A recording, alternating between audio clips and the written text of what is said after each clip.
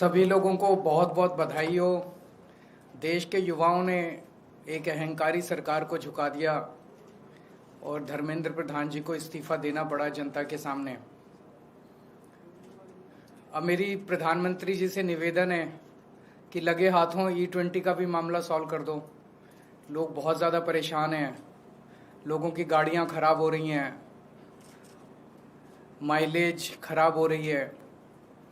तो इसीलिए प्रधानमंत्री जी से निवेदन है कि इससे पहले कि ये भी मुद्दा बड़ा बने, आप ही आगे बढ़ के इसको सॉल्व कर दो। तो इस दिशा में सभी लोगों को साथ लाने के लिए इस शनिवार को एक कार्यक्रम हम आयोजित कर रहे हैं, national town hall against E20। इसमें हमें उम्मीद है कि हजारों लोग पार्टिसिपेट करेंगे। ये सुबह 12 बजे शुरू होगा। जो लोग दिल्ली और आसपास के शहरों के लोग हैं जो फिजिकली आ सकते हैं वो कॉन्स्टिट्यूशन क्लब में पहुंचे, 11:30 बजे तक पहुंच जाएं। और जो लोग दिल्ली के बाहर के और फिजिकली नहीं आ सकते, ऐसे हमें उम्मीद है कि हजारों की संख्या में लोग ऑनलाइन जुड़ेंगे। ऑनलाइन जुड़ने के लिए एक फ़ोन नंबर है 8588833212, 8588833212। इस नंबर पे व्हाट्सएप कर दीजिए। हम शुक्रवार को शाम तक आपको एक लिंक भेज देंगे। आप अगले दिन सुबह 11:30 बजे के बाद किसी भी टाइम उस पर लिंक पे क्लिक करेंगे तो आप ऑनलाइन हमारे साथ जुड़ सकते हैं। इस टाउन हॉल में हमारी उम्मीद है कि हम इस इशू पे इंटरेस्ट रखने वाले सभी एक्सपर्ट्स को, सभी पीड़ितों को, जो लोग दुखी हैं इस मुद्दे से, जिनकी गाड़ियां खराब हो गई हैं, जो इस मुद्दे में इंटरेस्ट रखते हैं, एक्सपर्ट्स हैं, सब लोगों को एक प्लेटफॉर्म पे लाके सबको बोलने का मौका देंगे। और आगे की रणनीति तय होगी कि इस मुद्दे पे सरकार को कैसे फोर्स किया जाए कि सरकार इस E20 को विड्रॉ करे। तो मेरी लोगों से विनती है कि ज़्यादा से ज़्यादा संख्या में इसमें पार्टिसिपेट करें। फिजिकली आना चाहें फिजिकली भी कर सकते हैं और वर्चुअली आना चाहें वर्चुअली भी पार्टिसिपेट कर सकते हैं।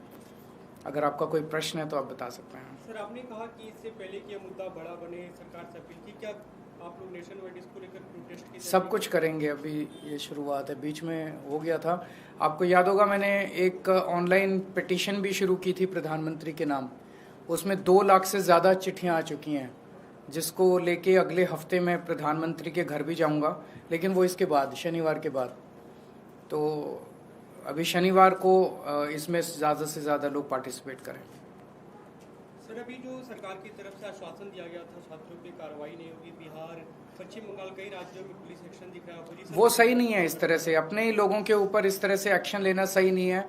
खासकर पूरे देश के सामने सरकार ने ये वादा किया कि हम छात्रों पे कोई एक्शन नहीं लेंगे, लेकिन अब छात्रों के ऊपर पुलिस कार्रवाई की जा रही है, मुकदमे किए जा रहे हैं, लाठीचार्ज किया जा रहा है। तो इससे तो यही लगता है कि ये सरकार झूठी है, जो भी बोलती है अपने बात पे कायम नहीं रहती है। सर, आज संसद में बिल लाया जा रहा है, कड़े कानून बनाने की बात की जा रही है, 5 साल और 10 करोड़। प्रधानमंत्री के पिछले 4-5 साल के स्टेटमेंट्स उठा के देख लो, सोशल मीडिया पे खूब चल रहे हैं। 2 साल पहले प्रधानमंत्री ने पार्लियामेंट में ही बोला था कि हम ऑलरेडी कड़े कानून बना चुके हैं। फिर जो 2024 का मास्टरमाइंड था उसको इन्होंने बड़े तामझाम के साथ गिरफ्तार करवाया। गिरफ्तार कराने की 3 महीने में उसको बेल करा दी और अब पिछले हफ्ते CBI ने उसकी क्लीन चिट देके उसका मुकदमा वापस ले लिया। तो अगर नीयत ही नहीं है सरकार की, प्रधानमंत्री जी की नीयत ही नहीं है पेपर लीक रोकने की, प्रधानमंत्री जी की नीयत ही नहीं है माफिया के खिलाफ एक्शन लेने की, तो जो मर्जी कानून बना लो। कानून बनाने से क्या होता है? और अगर नीयत हो तो कानून तो ऑलरेडी बहुत है। अगर आपने उनके खिलाफ एक्शन लेना है तो ऑलरेडी बहुत कानून है जिनके अंदर उनको सजा दिलाई जा सकती है। लेकिन फिर भी कड़े कानून और बनते हैं तो हम उसका स्वागत करते हैं, उसमें कोई दो राय नहीं है। लेकिन पहले नीयत होनी चाहिए उनको पकड़ के जेल में डालने की, उनको कड़ी से कड़ी सजा दिलवाने की। Thank you. सर, पंजाब के शिक्षा मंत्री को लेकर सवाल खड़े हो रहे हैं कि पंजाब में पेपर चोरी हुई और उसको हटाया नहीं जा रहा। ये 10 साल हमारी दिल्ली में सरकार रही, एक भी पेपर लीक नहीं हुआ। 5 साल से हमारी पंजाब में सरकार है, एक भी पेपर लीक नहीं हुआ।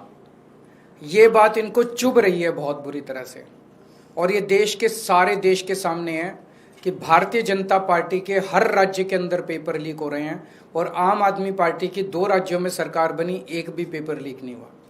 ये जिस पेपर के बारे में आरोप लगाया जा रहा है, 2 सेंटर्स के अंदर कुछ बच्चे स्मार्ट पेन लेके अंदर चले गए, स्मार्ट पेन के जरिए उन्होंने बाहर पेपर की स्कैनिंग करके फोटो बाहर भेजने की कोशिश की ताकि बाहर से उनके आंसर्स आ सकें, चीटिंग करने की कोशिश की।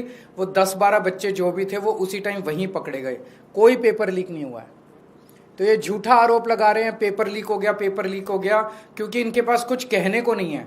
आम आदमी पार्टी की पंजाब सरकार में जब हमारी 2022 में सरकार बनी, उसके पहले वाले साल में 27वें नंबर पे था पंजाब शिक्षा के क्षेत्र में, 27th नंबर।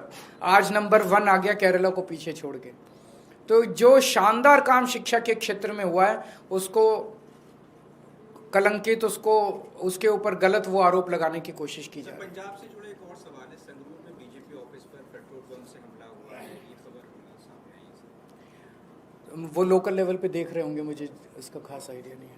Thank you.